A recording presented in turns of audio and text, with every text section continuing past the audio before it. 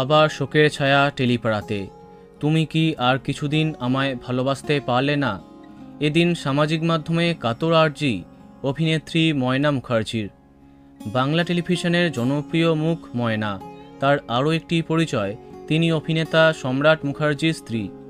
হঠাৎ তার জীবনে নেমে এলো শোকের ছায়া। হঠাৎই প্রয়াত হলেন জনপ্রিয় অভিনেতা সম্রাট মুখার্জির বাবা। এদিন নিজের ফেসবুক প্রোফাইলে শ্বশুরমশাইয়ের মৃত্যু সংবাদ শেয়ার করবার সাথে ভেঙে পড়লেন তিনি। ময়না লিখেছেন, এটা কি করলে? তুমি তো আমার শ্বশুর ছিলে না। আমার বাবাকে 13 বছর আগে হারিয়েছি। সেই জায়গাটা তুমি অনেকটা নিয়েছিলে, কিন্তু তাহলে কেন এত তাড়া ছিল তোমার?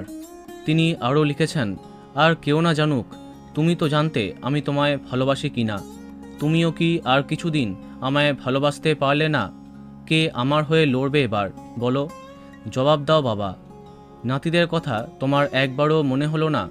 ঠিক আছে, ঝগড়া করব না, যাও, মায়ের কাছে ভালো থেকো।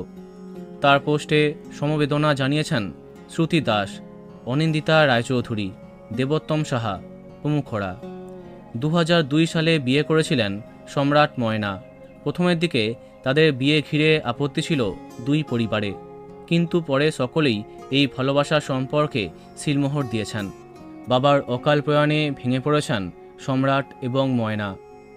বন্ধুরা, ভিডিওটি এইটুকুই।